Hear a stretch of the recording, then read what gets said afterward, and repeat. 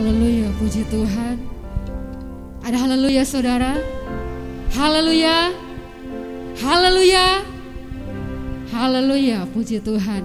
Kita bersyukur kepada Tuhan sebab kebaikan Tuhan, kemurahan Tuhan yang saudara dan saya sudah alami sepanjang minggu yang sudah kita lewati.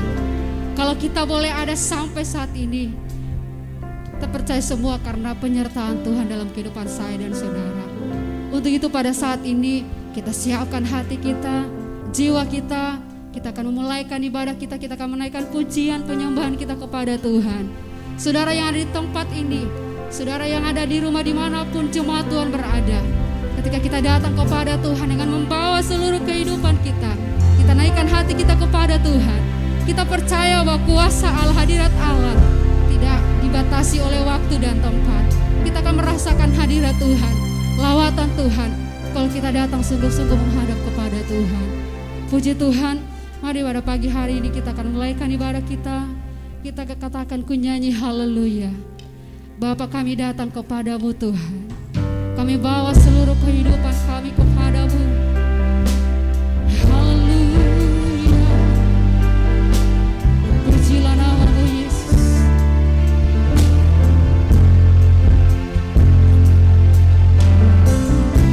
Terima kasih Tuhan.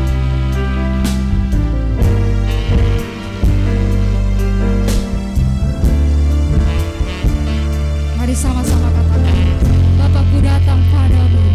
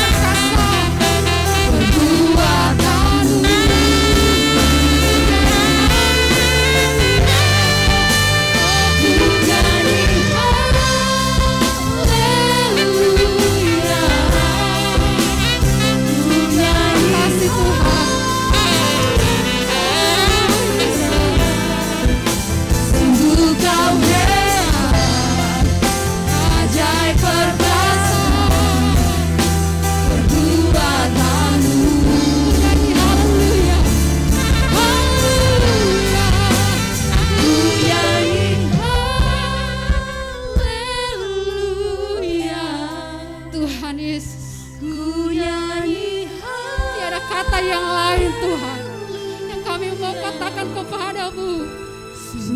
Dan kami dapat katakan haleluya, haleluya, haleluya. Ku nyanyi haleluya, terpujilah namamu.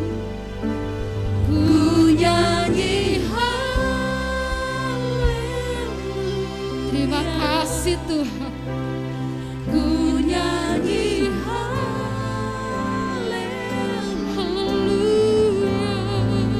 Sungguh kau hebat, kau ajaib, kau yang perkasa, perbuatanmu.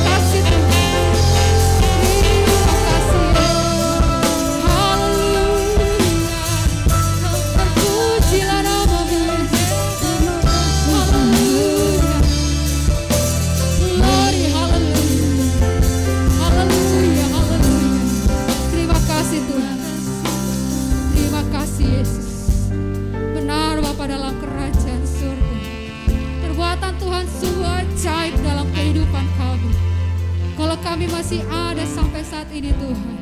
Kami boleh berdiri di tempat ini di rumah Tuhan, memuji dan memuliakan nama-Mu Tuhan.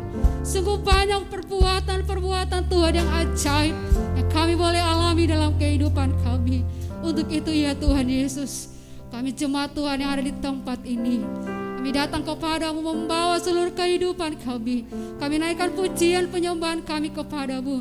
Kami percaya Tuhan, ketika kami memuji muliakan nama Tuhan, ada hadirat Allah, ada kuasa Allah melawat kami, sehingga kami boleh diberkati, kami boleh menikmati hadirat Tuhan, dan kami pulang membawa kelepasan, berkat yang luar biasa dari Tuhan. Terpujilah nama-Mu Bapa, kami serahkan ibadah kami dari pertama pertengahan sampai berakhirnya. Biarlah Tuhan turut campur tangan hadir tengah-tengah persekutuan kami. Kami sudah berdoa dan mulaikan ibadah kami pada saat ini Tuhan, hanya di dalam nama Tuhan Yesus Kristus. Haleluya, amin. Silakan duduk saudara. Berapa banyak perbuatan-perbuatan Tuhan yang ajaib yang saudara sudah lakukan dalam kehidupan saudara. Tidak ada dapat kita bisa buat membalas semua kebaikan Tuhan. Kita hanya bisa datang ke hadirat Tuhan. Dengan sukacita kita naikkan pujian kita, penyembahan kita kepada Tuhan. Datang ke hadirat Tuhan dengan hati yang penuh sukacita. Haleluya. Puji Tuhan.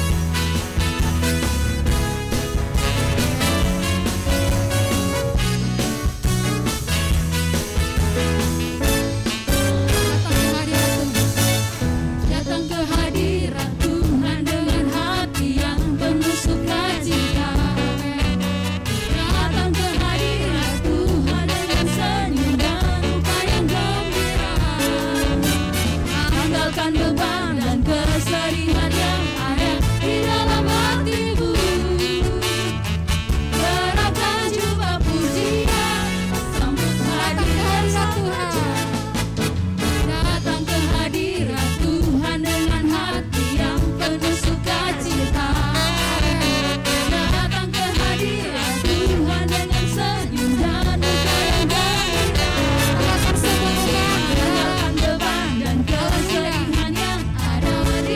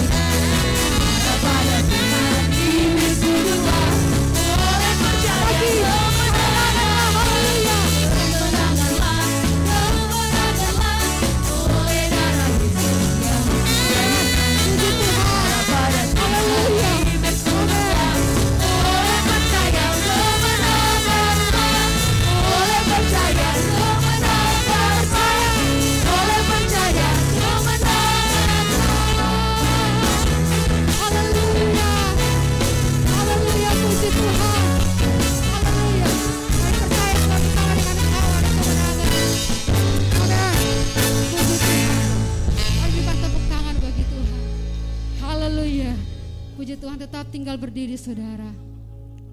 Kita siapkan hati kita. Kita akan mendengarkan kebenaran firman Tuhan.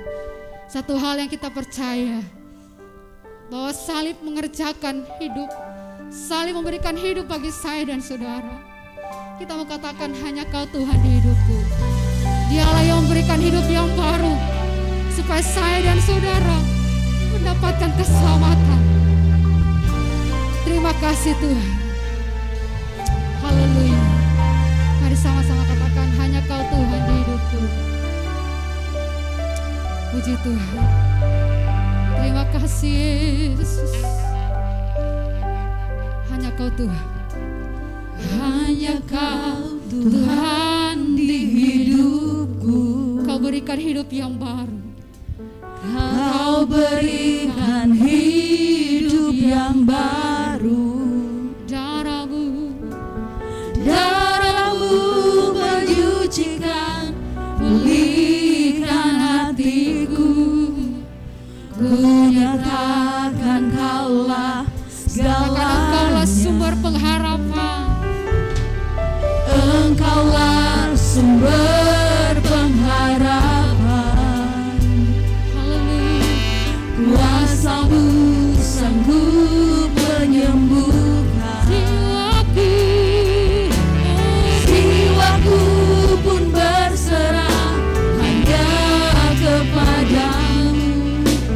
Yesus, Kaulah segalanya. Karena salib-Mu,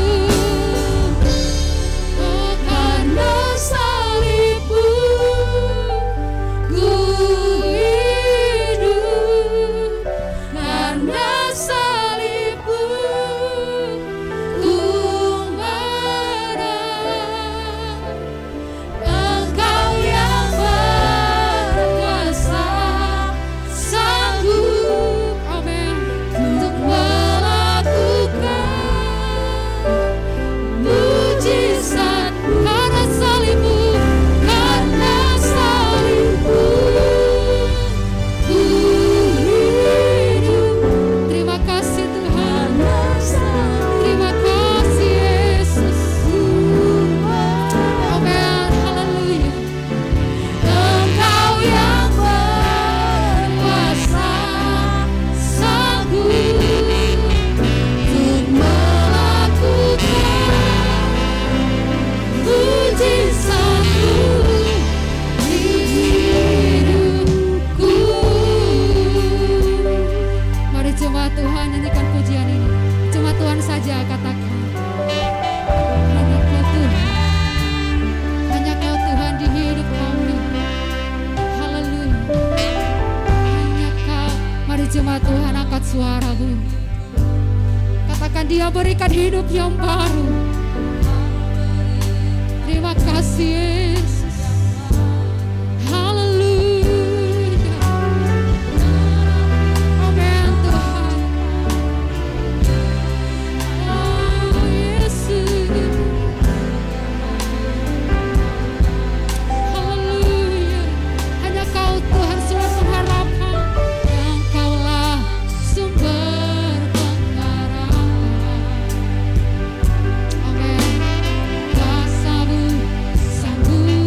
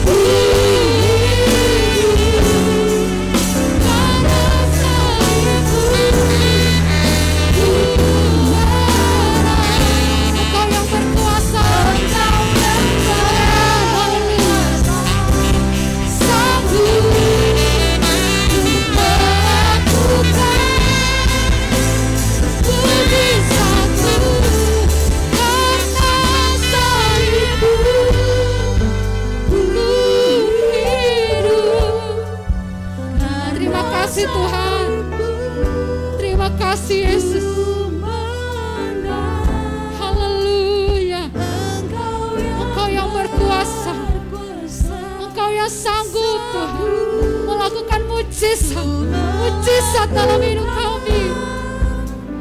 Mujizat-Mu karena salib-Mu.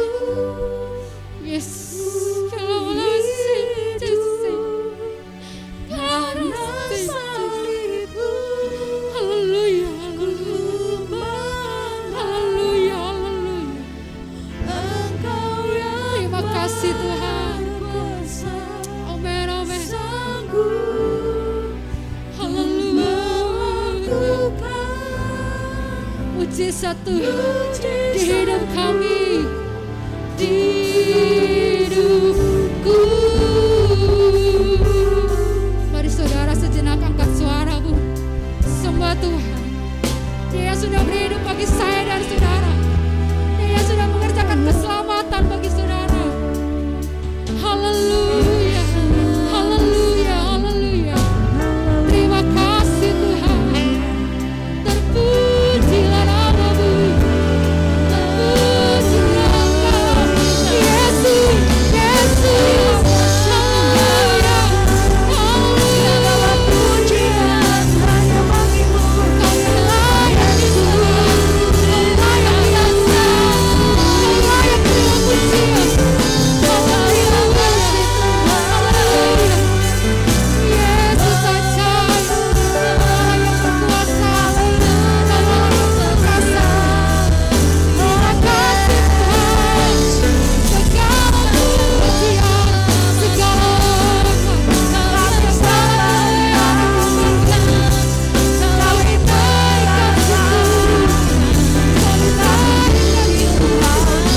Rasa Ibu, karena salib-Mu. Haleluya, Engkau yang berkuasa, Kau sanggup Tuhan untuk melakukan lagi karena salib-Mu Tuhan, karena salib-Mu.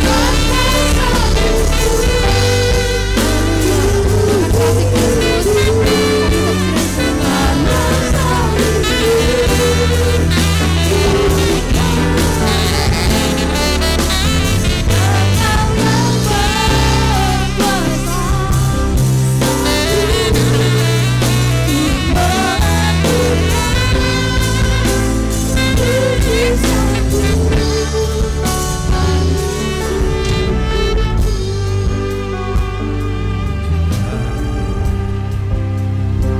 Terima kasih Bapa Surgawi, kami sudah memuji-muji nama-Mu, kami menyembah-Mu ya Tuhan, dan saatnya kami mau mendengarkan firman-Mu. Biar segala perkataan firman yang kami dengar menjadi bahagian kami sekalian. Kami percaya tak ada kuasa lain di tempat ini selain kuasa Tuhan, kuasa Roh Kudus melingkupi kami sekalian. Kami sudah berdoa dan menyambut firman Tuhan di dalam nama Yesus Kristus Tuhan kami. Haleluya. Amin. Saya rindu mendengar atau membawa firman Tuhan seperti yang kami sampaikan tadi pagi dalam ibadah pertama, bahwa kita sebagai pengiring Tuhan, sebagai orang yang percaya Tuhan di akhir zaman, butuh kekuatan yang lebih lagi, sebab kita menghadapi tantangan yang lebih besar lagi. Sebab Alkitab secara gamblang sudah menyatakan bahwa masa-masa akhir ini kita menghadapi masa yang sulit. Untuk itu kita butuh kekuatan secara rohani. Secara fisik kita butuh kekuatan, dan untuk kita memperoleh kekuatan secara fisik kita harus merawat tubuh, mengatur pola makan, gaya hidup kita atur saudara-saudara, sehingga tubuh kita mengalami kekuatan atau punya stamina yang lebih baik. Untuk itu secara rohani pun demikian, kita butuh kekuatan rohani. Bagaimana kita memiliki kekuatan rohani saudara-saudara? Tentu kita melihat bagaimana firman Tuhan mengajar kita untuk menjadi kuat. Kami sudah sampaikan tadi pagi bahwa Untuk kita kuat, kita menjadi orang yang cinta rumah Tuhan, cinta peribadatan. Mazmur 84 dikatakan kita cinta rumah Tuhan, maka dikatakan berbahagialah orang yang menaruh harapnya kepada Tuhan, kekuatannya akan terus bertambah. Itu Mazmur 84. Secara cepat saya ingin kita baca lagi Mazmur 84.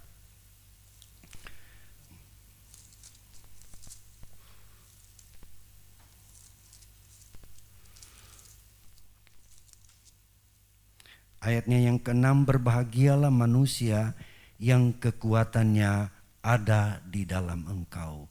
Jadi kekuatan kita ada di dalam Tuhan. Jadi ini kekuatan secara rohani.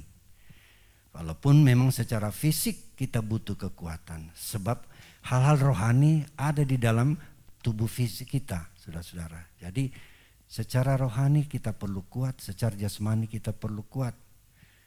Sebab dalam tubuh ini ada 3 bahagian kehidupan. Tubuh, jiwa, dan roh. Atau roh, jiwa, dan tubuh. Masing-masing harus mempunyai kekuatan. Fisik harus ada kekuatannya. Jiwa pun demikian. Dan demikian pula dengan roh kita, saudara-saudara.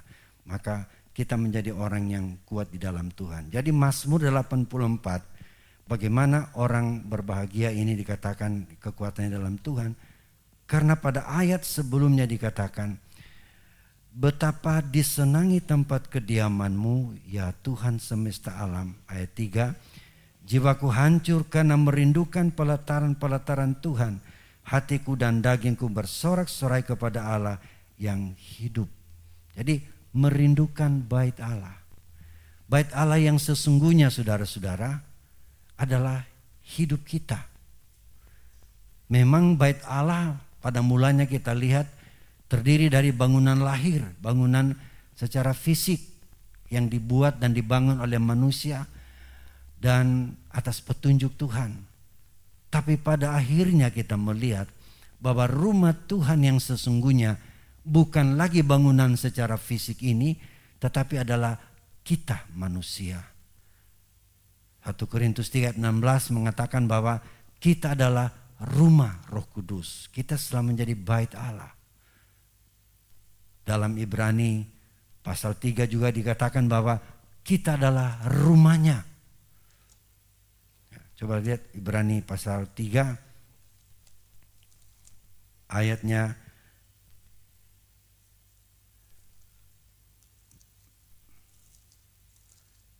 yang ke-6.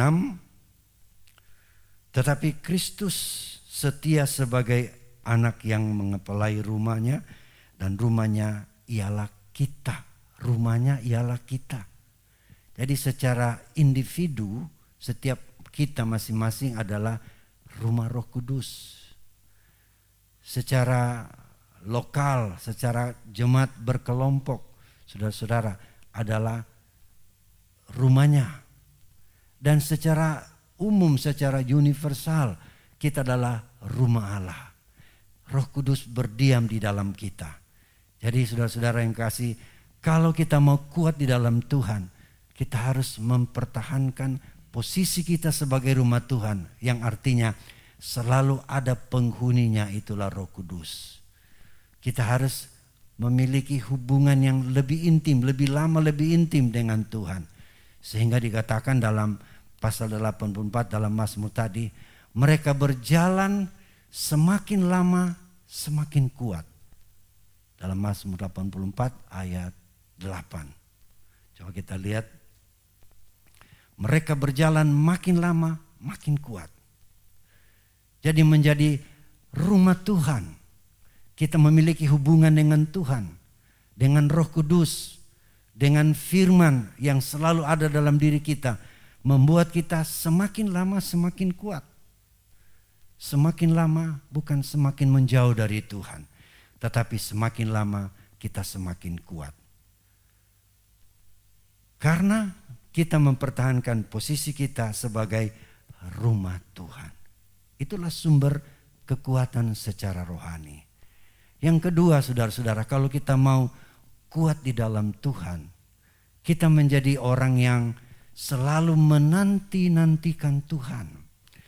Selalu menunggu Tuhan, selalu kita mempunyai hubungan dengan Dia. Kita lihat di dalam Yesaya pasalnya yang ke-40 ayat, mari kita buka itu, Yesaya 40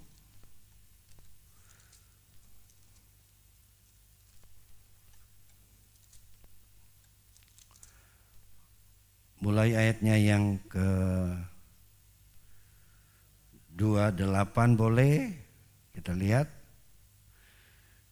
Tidakkah kau ketahui dan tidakkah kau dengar, Tuhan ialah Allah kekal yang menciptakan bumi dari ujung ke ujung.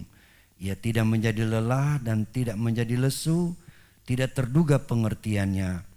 Dia memberi kekuatan kepada yang lelah dan menambah semangat kepada yang tidak berdaya. Orang yang mudah menjadi lelah dan lesu, dan teruna-teruna jatuh tersandung. Tetapi orang-orang yang menanti-nantikan Tuhan mendapat kekuatan baru.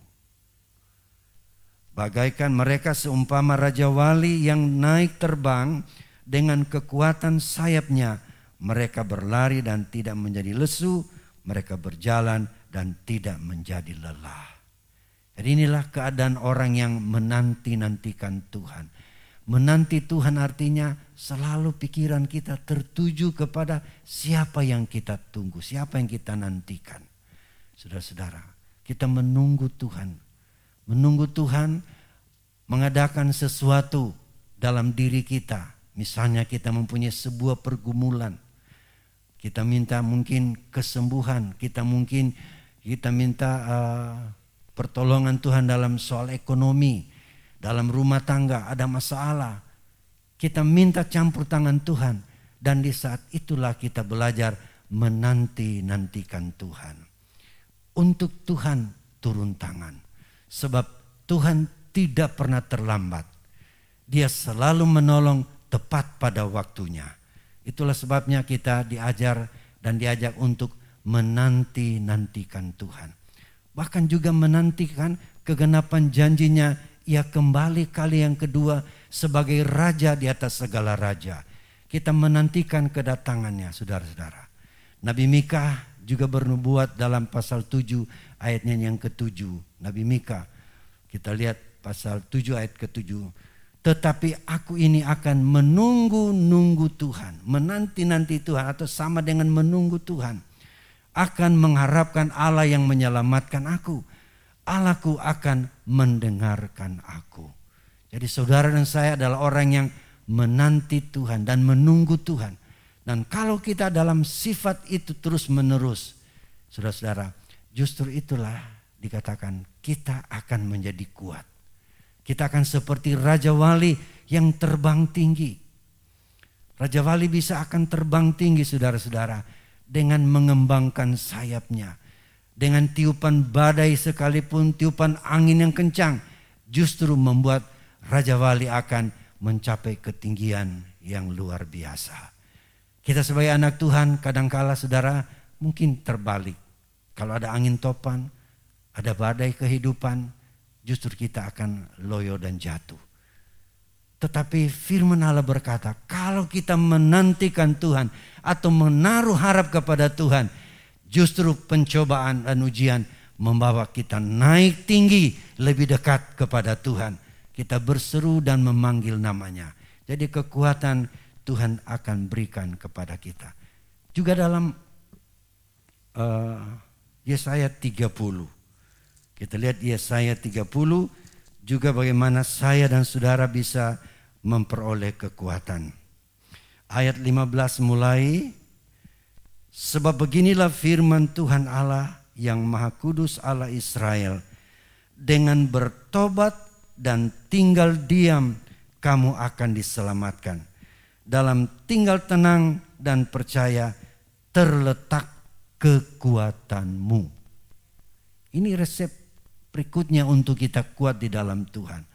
Yaitu dikatakan di sini, kita bertobat dan tinggal diam, dan kita akan diselamatkan. Dan dalam tinggal tenang dan percaya terletak kekuatanmu. Jadi kalau kita tenang, berharap kepada Tuhan, menantikan Dia, tidak banyak mengeluh, sebab orang yang mengeluh paling banyak komentarnya, saudara-saudara. Tapi kalau diam dalam arti kita menunggu Tuhan yang beracara, maka dikatakan di situ terletak kekuatan kita. Tapi waktu bangsa Israel mendengar tawaran Tuhan ini, mereka punya jalan pikiran lain. Kita lihat dalam ayatnya yang ke-16. Ayat yang ke-15 tadi, tetapi kamu enggan. Kamu berkata, bukan, kami mau naik kuda dan lari cepat, maka kamu akan lari dan lenyap. Katamu pula, kami mau mengendarai kuda tangkas, maka para pengejarmu akan lebih tangkas lagi. 1000 orang akan lari melihat ancaman 1 orang. Terhadap ancaman 5 orang kamu akan lari, sampai kamu ditinggalkan seperti tonggak isyarat di atas puncak gunung dan seperti panji-panji di atas bukit. Ayat 18. Sebab itu Tuhan menanti-nantikan saatnya hendak menunjukkan kasih-Nya kepada kamu. Sebab itu Ia bangkit, hendak menyayangi kamu. Sebab Tuhan adalah Allah yang adil. Berbahagialah semua orang yang menanti-nanti Dia. Jadi berkali-kali ditekankan menanti Tuhan, menunggu Tuhan. Saudara-saudara, dengan bertobat, tenang, diam, jangan banyak mengeluh dan bersungut-sungut, saudara-saudara. Tapi marilah kita bersyukur kepada Tuhan. Kalau kita masih hidup sampai hari ini adalah karena kebaikan dan kemurahan Tuhan. Disinilah terletak kekuatan kita sebagai orang percaya. Bangsa Israel, saudara-saudara, tidak mau mengikuti itu petunjuk Tuhan. Mereka justru mengatakan, kami mau lari cepat dengan mengendarai kuda. Dan kami akan mencari kuda-kuda yang tangkas. Tapi Tuhan berkata, dengan demikian justru kamu akan dikalahkan. Dikatakan di sini 1000 orang akan lari melihat ancaman 1 orang. Kenapa saudara-saudara? Karena mengandalkan kuda. Di zaman dahulu, bahkan juga sampai sekarang saudara-saudara, kuda merupakan lambang kekuatan.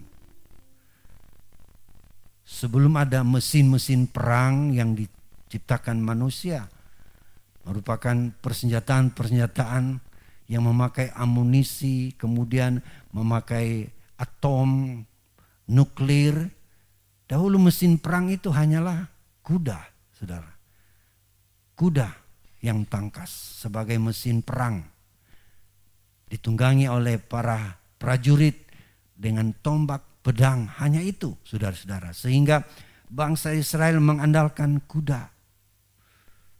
Sampai dalam dunia modern pun mengakui tenaga kuda. Mesin-mesin kita kekuatannya diukur dengan tenaga kuda. Mesin diukur dengan tenaga kuda, horse power. Berapa tenaga kuda mesin itu, saudara-saudara. Jadi bangsa Israel andalkan kuda. Tapi Tuhan berkata, jika kamu tidak mengandalkan apa yang kukatakan kepadamu, dan sebaliknya mengandalkan kuda, 1 orang akan mengejar 1000 orang, saudara-saudara. Jadi 1000 orang Israel akan lari, ancaman 1 orang saja. Tapi kalau kita andalkan Tuhan, dikatakan di sini, berbahagia orang yang menanti-nantikan Tuhan, karena Tuhan juga menanti saat-saatnya untuk ulurkan tangan, membela dan menolong kita. Puji Tuhan. Kemudian saudara-saudara, bagaimana kita akan memperoleh kekuatan dari Tuhan? Kita lihat beberapa petunjuk-petunjuk tadi.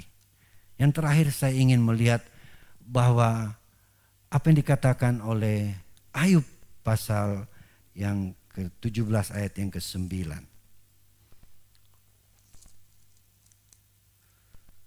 Ayub 17 ayat 9.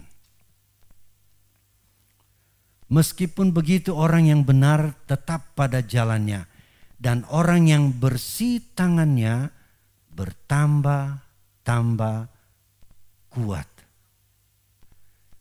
Orang yang bersih tangannya bertambah-tambah kuat.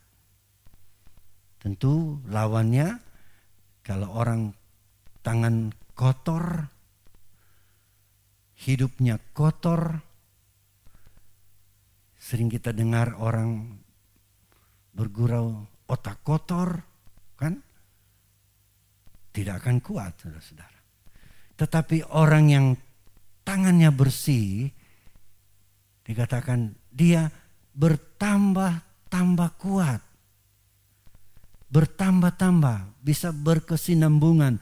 Kekuatannya di dalam Tuhan akan berkesinambungan. Bagaimana tangan bersih, saudara-saudara? Kita lihat satu kasus di dalam 1 Samuel pasal yang ke-24. 1 Samuel 24. Kita baca saja satu ayat, yaitu ayatnya yang ke-12. Ayat 12.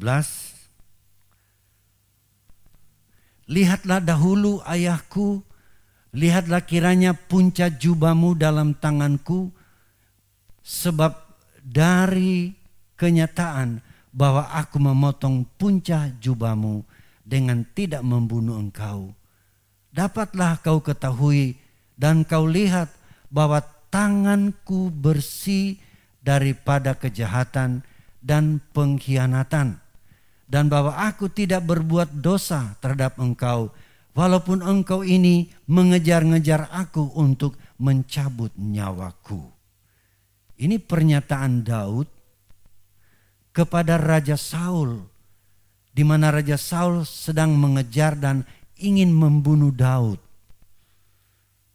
Kalau kita baca pasal ini, Daud dia bersembunyi di dalam sebuah gua. Di dasar gua sana, dia bagian yang terdalam, disitulah dengan pasukannya dia bersembunyi. Tahu-tahu Raja Saul yang mengejar tiba juga di gua yang sama. Raja Saul mengejar Daud waktu itu dengan mengumpulkan pasukan yang boleh dikatakan pasukan elit. Pasukan yang terpilih, mungkin 3.000 orang, saudara. Itu 3 batalion sedang mengejar Daud. Dan tiba-tiba di gua yang sama di mana Daud sedang bersembunyi bersama anak buahnya, Saul masuk ke dalam gua itu. Tapi dia akan membuang hajat. Lalu tanpa Saul mengetahui bahwa ada Daud di belakangnya,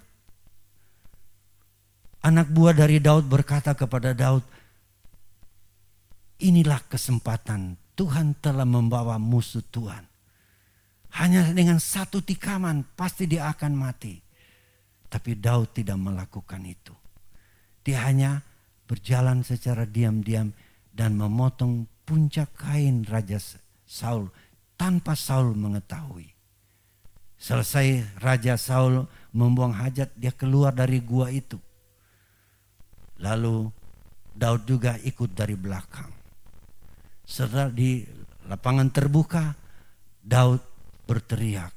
Itu ayat yang kita baca tadi. Lihat dahulu ayahku, lihatlah kiranya puncak jubahmu. Jadi mungkin dia lagi menggoyang-goyang ujung jubah dari Raja Saul. Lihat ayahku, kenyataannya bahwa aku memotong puncak jubahmu.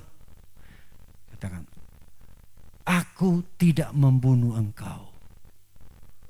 Padahal ini adalah peluang dan kesempatan untuk Daud membalas dendam. Tetapi Daud tidak melakukan. Dan Daud berkata bahwa tanganku bersih daripada yang jahat. Jadi Ayub tadi 17 ayat 9, orang yang bersih tangannya bertambah-tambah kuat. Dan Daud menerapkan kebenaran ini. Dia memiliki tangan yang bersih dengan jalan tidak membunuh Raja Saul. Apa yang terjadi saudara-saudara? Alkitab juga membuktikan bahwa Daud bertambah kuat. 2 Samuel, kita buka 2 Samuel pasal 3 ayat 3. Atau mulai ayat 1, tidak apa-apa. 2 Samuel pasal 3 ayat 1 mulai. Peperangan antara keluarga Saul dan keluarga Daud berlarut-larut. Jadi pertikaian antara Saul dengan Daud berlarut-larut, artinya berkepanjangan. Daud kian lama kian kuat. Semakin lama Daud semakin kuat. Sedang keluarga Saul kian lama kian lemah. Jadi kalau kita mau kuat dalam Tuhan, milikilah gaya hidup tangan bersih. Jangan kita lakukan yang jahat. Daud praktekkan tangan bersih, kekuatannya bertambah. Dan fakta membuktikan saudara-saudara, akhirnya Saul kalah. Bahkan dia sampai mati secara tragis. Tetapi Daud semakin lama semakin kuat, akhirnya menjadi raja, saudara-saudara. Demikian juga kita secara pribadi-pribadi. Kalau kita mau kuat di dalam Tuhan, peliharalah hidup dengan tangan yang bersih di hadapan Tuhan. Tuhan akan memberi kemenangan bagi saya dan saudara. Puji Tuhan. Satu lagi saya ingin sampaikan pada kita hari ini. Bagaimana kita bisa kuat di dalam Tuhan. Dalam 1 Raja-Raja pasal 19. Di sana kisah Nabi Elia yang telah menang dari pergumulannya dengan nabi-nabi Baal di Bukit Karmel. Dalam 1 Raja-Raja 19 kita baca bahwa Elia akhirnya merasa takut setelah dia membantai nabi-nabi Baal. Maka dia mengadakan perjalanan. Mari kita buka 1 Raja-Raja 19. Secara cepat kita akan membaca. Ketika Ahab memberitahukan kepada Isabel segala yang dilakukan Elia dan perihal Elia membunuh semua nabi itu dengan pedang, maka Isabel menyuruh seorang suruhan mengatakan kepada Elia, beginilah kiranya para Allah menghukum aku. Bahkan lebih lagi daripada itu, jika besok kira-kira pada waktu ini aku tidak membuat nyawamu sama seperti nyawa salah seorang dari mereka itu. Maka takutlah ia, lalu bangkit dan pergi menyelamatkan nyawanya. Dan setelah sampai ke Berseba yang termasuk wilayah Yehuda, ia meninggalkan bujangnya di sana. Tetapi ia sendiri masuk ke padang gurun sehari perjalanan jauhnya, lalu duduk di bawah sebuah pohon arar. Kemudian ia ingin mati, katanya, cukuplah itu sekarang ya Tuhan, ambillah nyawaku, sebab aku ini tidak lebih baik daripada nenek moyangku. Padahal Elia dengan jaya mendatangkan kuasa Allah di atas Bukit Karmel dengan jalan meminta api turun dari langit. Nabi-nabi Baal meminta kepada dewa mereka, tapi api tidak pernah turun. Tapi Elia waktu membereskan mezbah persembahan, dia lakukan sesuatu yang baik dan dia berdoa kepada Tuhan, maka api turun. Saudara-saudara, bukankah dia dalam puncak kemenangan? Dia ada dalam puncak kemenangan.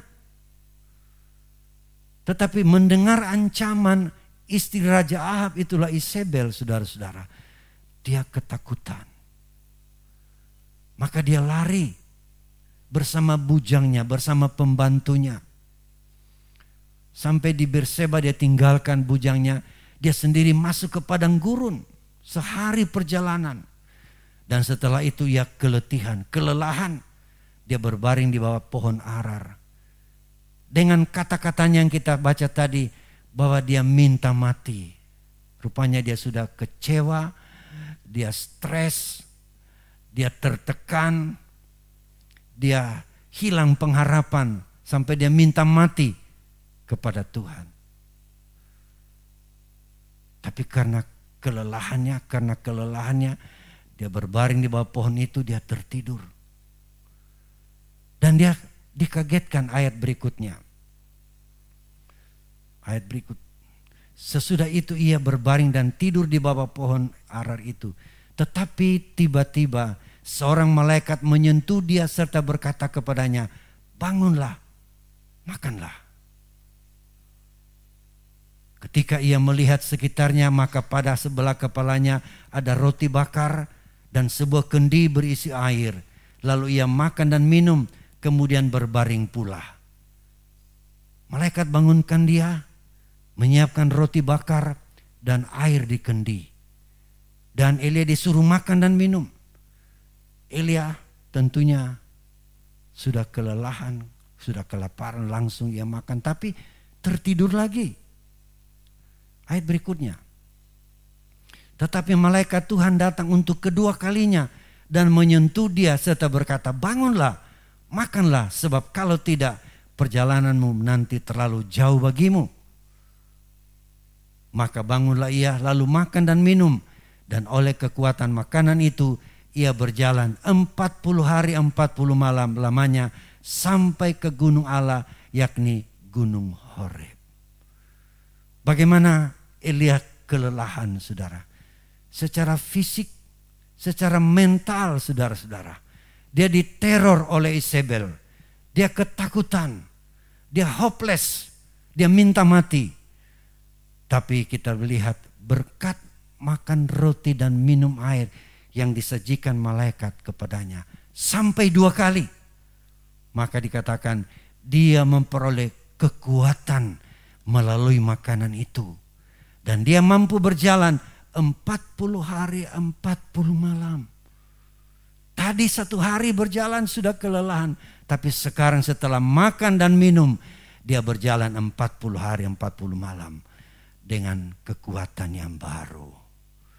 Saudara, gereja Tuhan adalah gereja yang dalam perjalanan menuju ke Sion.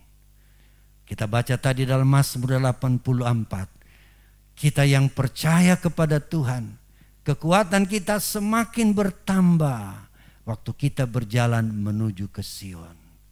Semakin lama semakin jauh perjalanan, bukan semakin lemah, tapi justru semakin kuat. Apa yang membuat kita kuat, saudara-saudara? Roti itulah firman Allah. Bisa bilang amin? Matius 4 ayat 4 apa berkata? Coba lihat Matius 4 ayat 4. Tetapi Yesus menjawab, ada tertulis, manusia hidup bukan dari roti saja, tetapi dari setiap firman yang keluar dari mulut Allah. Roti yang kita makan itulah firman Allah, saudara-saudara. Perkataan Tuhan adalah kehidupan. Kalau kita menyantap firman, sama dengan kita makan roti. Karena Yesus berkata juga dalam Yohanes pasal 6 ayat 48, akulah roti yang turun dari sorga. Akulah roti. Yesus adalah roti kehidupan. Dia adalah firman yang sudah menjadi manusia. Kalau kita selalu santap firman Tuhan, makan firman Tuhan, kita juga memperoleh kekuatan dari Tuhan. Bisa bilang amin, saudara? Ya.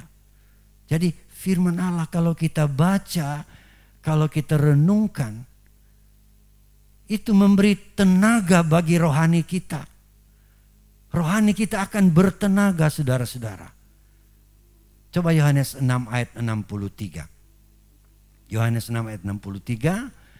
Rohlah yang memberi hidup, daging sama sekali tidak berguna.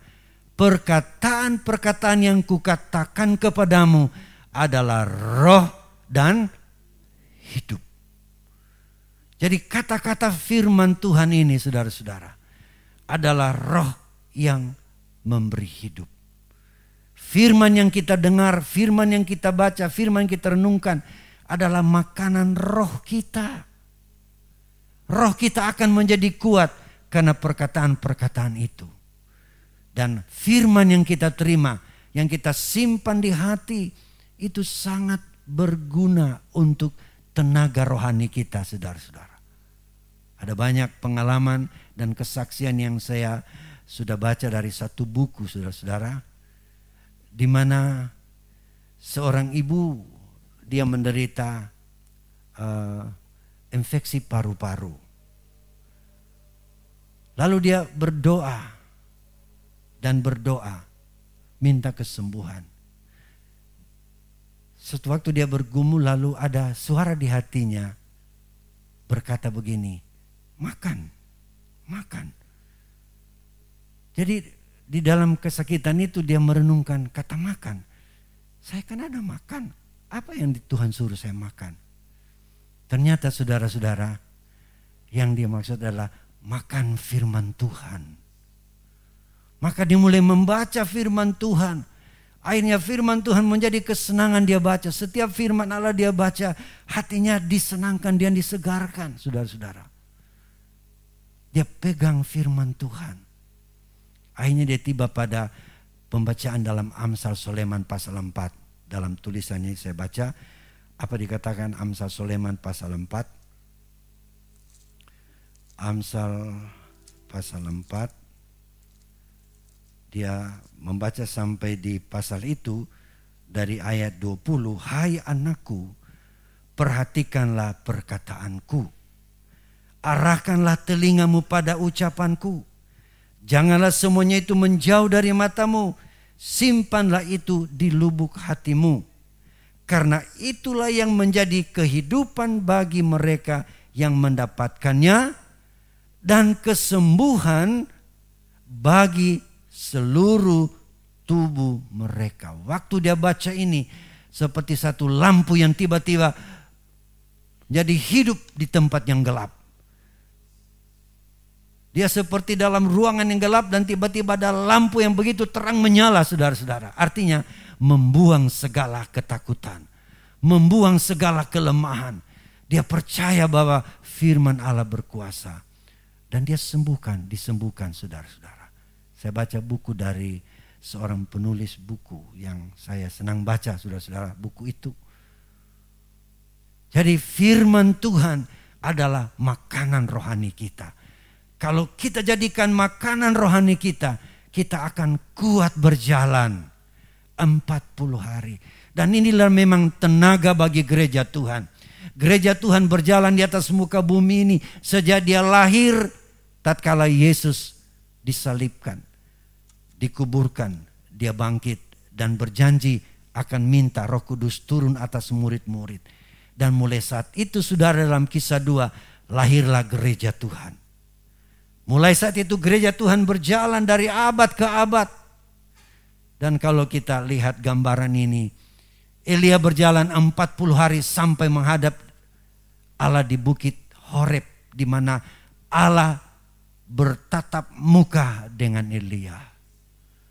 Bukankah gereja Tuhan juga sedang berjalan menuju ke satu era di mana dia akan datang kali yang kedua sebagai raja di atas segala raja. Saya dan gereja Tuhan, saya dan saudara akan jumpa dengan dia. Tapi gereja harus menempuh perjalanan di bumi ini 40 tahun Yobel.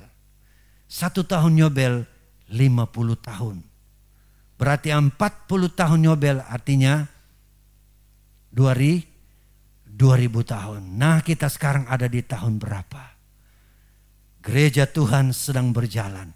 Mari kita semakin kuat dan memandang Dia yang akan datang sebagai Tuhan dan Juru Selamat kita. Haleluya. Hari ini kita akan makan roti dan minum anggur, saudara-saudara. Acara ini dibuat oleh Yesus. Lalu Yesus mengajarkan, kalau kamu makan roti ini, kamu mengingat kematianku. Kalau kamu minum darah ini, kamu akan memperoleh kehidupan yang layak dan kudus. Saudara-saudara, itulah sebabnya dalam Yohanes pasal 6, khusus Yesus mengajarkan di sana tentang roti hidup yang turun dari sorga, itulah dirinya sendiri. Kalau kita makan roti dan minum darahnya, dikatakan kamu akan beroleh hidup yang kekal dan kamu akan kubangkitkan pada akhir zaman. Haleluya. Ini janji Tuhan. Kalau kita ambil bagian dalam perjamuan ini, kita diingatkan bahwa ada satu janji Tuhan yang pasti akan digenapi waktu Ia datang kali yang kedua. Orang yang mati dalam Tuhan dibangkitkan. Hidup kekal. Kalau kita masih hidup waktu Tuhan datang, kita hanya diubah dalam sekejap untuk memperoleh hidup yang kekal, untuk masuk ke dalam kerajaan sorga. Kita butuh kekuatan baru menghadapi dunia hari-hari ini. Kita akan ambil bagian di dalam perjamuan. Haleluya. Saya undang para pelayan untuk kita ambil bagian di dalam perjamuan ini. Puji Tuhan.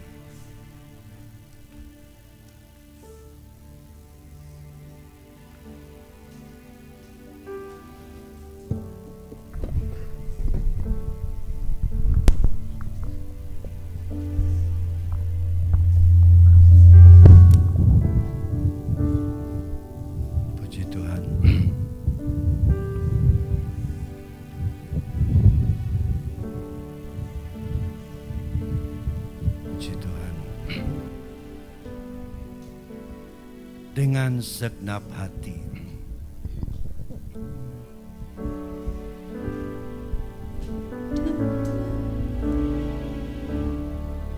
dengan segenap hati, dengan segenap jiwa,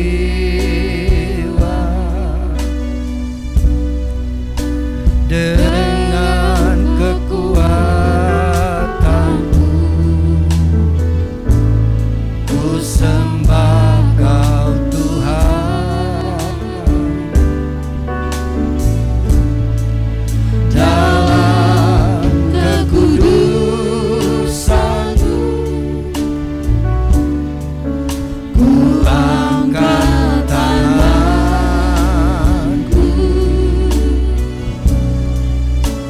ku rindu selalu dalam hadirat-Mu.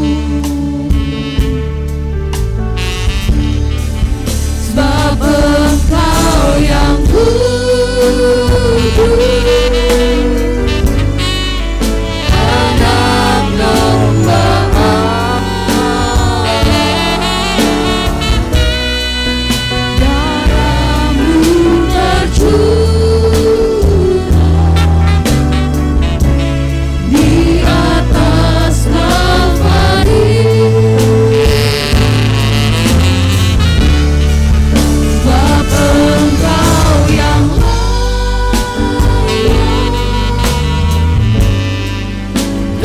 terima pujian,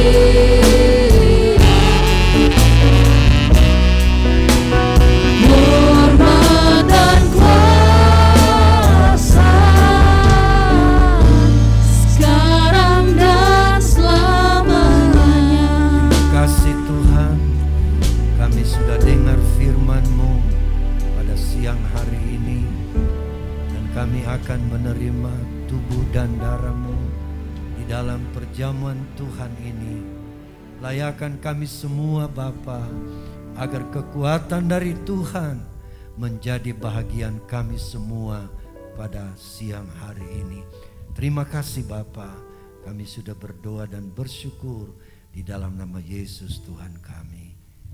Amin. Kita lakukan salibnya, dan kita akan mengambil bagian dalam perjamuan. Salibnya, salibnya,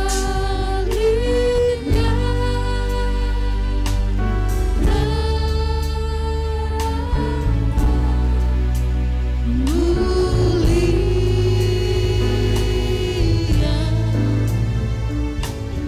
dosa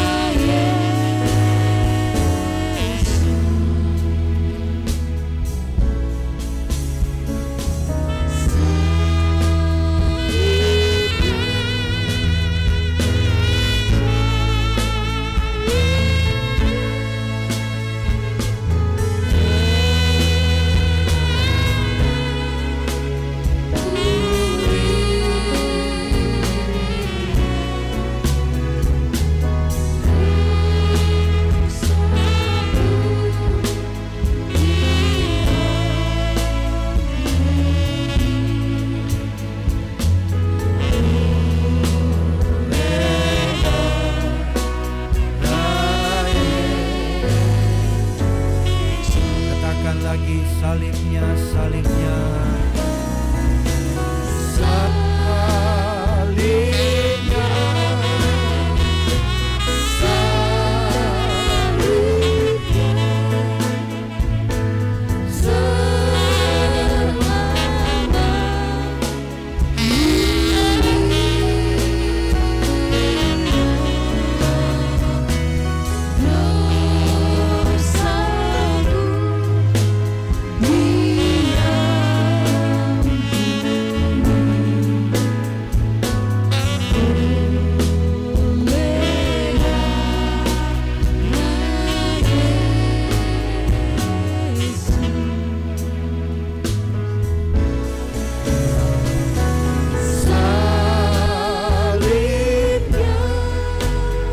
Bangkit berdiri bersama-sama.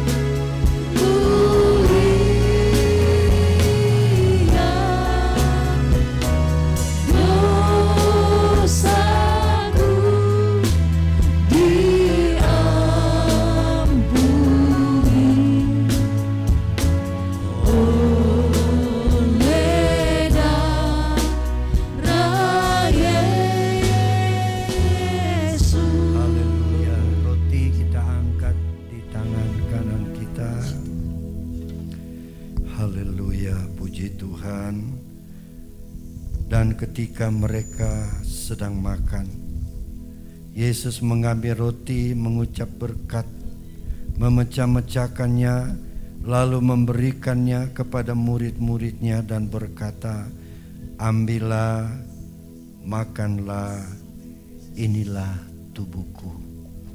Kita makan bersama di dalam nama Yesus.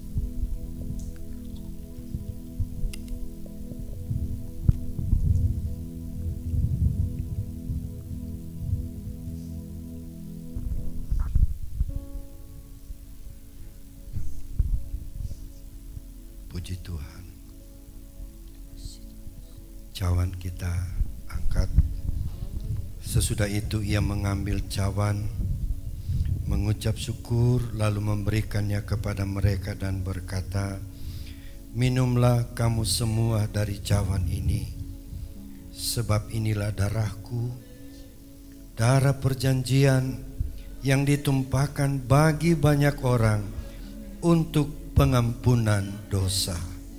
Kita minum di dalam nama Yesus.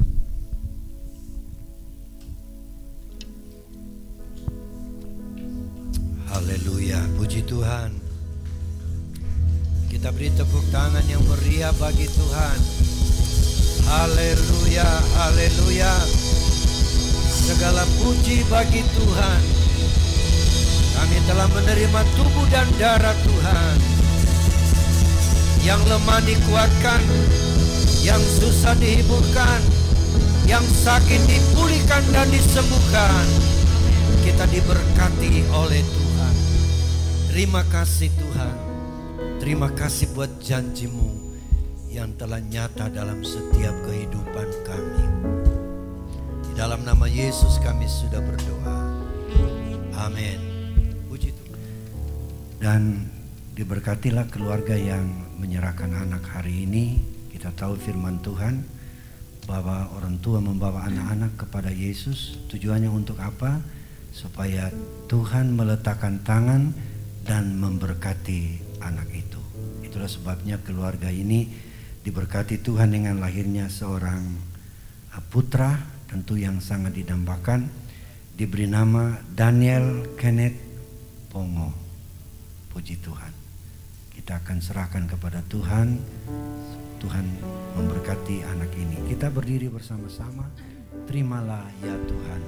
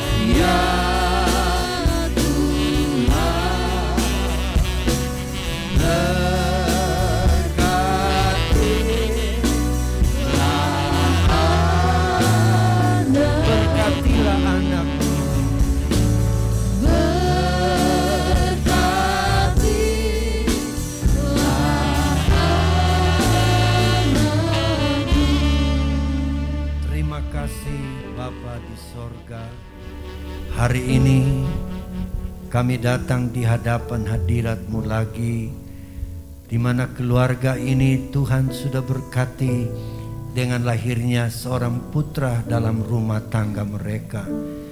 Tuhan, kami berharap dan kami percaya hanya kepada firman-Mu, bahwa Engkaulah sumber kehidupan kami. Engkau memberkati anak-anak yang dibawa kepadamu. Demikian juga hari ini kami akan menyerahkan anak Daniel ke dalam tangan Tuhan. Daniel Kenneth Pongo Tuhan, kami akan menyerahkan dia ke dalam tangan-Mu, supaya Tuhan memberkati anak ini, Tuhan melindungi, dan Tuhan memberkati kedua orang tuanya mendapat kekuatan untuk mengasuh dan merawat anak ini. Untuk itu ya Bapa, kuduskan tangan hamba-Mu akan diletakkan atas anak ini. Kami meletakkan tangan dan menyerahkan anak ini ke dalam tangan Tuhan. Tuhan berkati anak ini, beri pertumbuhan yang sehat, beri pertumbuhan yang wajar Tuhan, yang normal, supaya anak ini bertambah besar dan menjadi kesukaan kedua orang tuanya dan juga kesukaan kami bersama, agar keluarga ini diberkati oleh Tuhan. Datanglah berkat dalam hidup anak ini, di dalam nama Bapa, Putra, dan Roh Kudus, yaitu di dalam nama Tuhan Yesus Kristus. Berkat Tuhan menjadi bahagiannya dan juga menjadi bahagian kedua orang tuanya. Terima kasih Tuhan, kami sungguh percaya Tuhan sudah memberkati kami. Terima kasih, sebentar kami akan berpisah.